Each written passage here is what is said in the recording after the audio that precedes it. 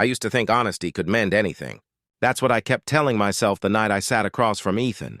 The quiet whir of the ceiling fan, the only sound filling the gap between us. 8 years of marriage had made me believe there were no more secrets left to uncover. I was wrong. It began so small, so harmless. Or at least that's what I wanted to believe. A few teasing texts between co-workers, late-night jokes that blurred boundaries. I told myself it meant nothing. That married people sometimes flirt without realizing how dangerous it can be. Ethan and I had been growing apart, going through the motions like two performers repeating the same lines from a play we no longer felt connected to.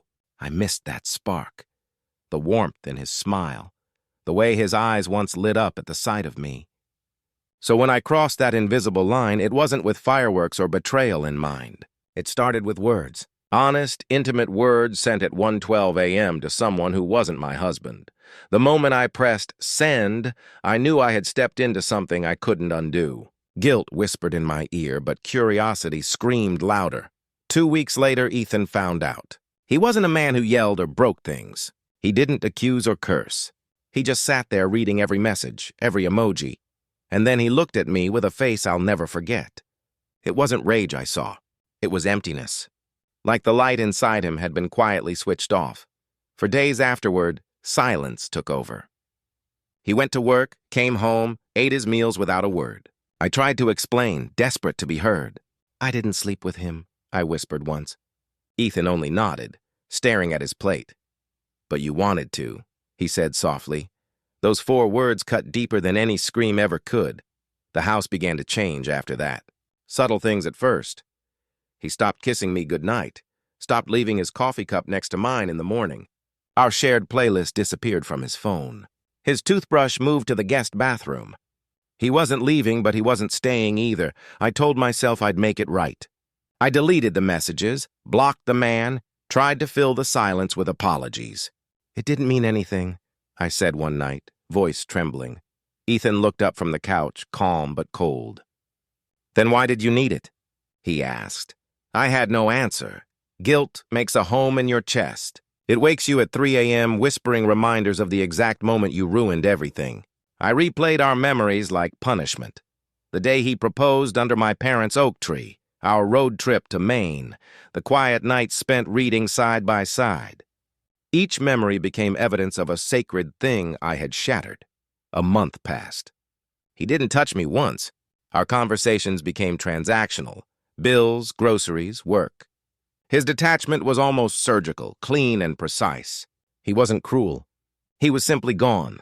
That's when I realized punishment doesn't always arrive as fury. Sometimes it comes as silence that slowly destroys you. One evening I came home early and found him packing a duffel bag. Business trip, he murmured without looking up.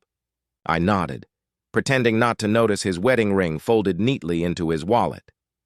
That night, I sat alone on our bed, staring at the dent his pillow still made in the sheets.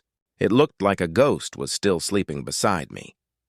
He came back 3 days later, but something had shifted permanently. He was polite now, distant, a husband in habit only. I cooked his favorite meals, wore the perfume he once loved. Nothing reached him.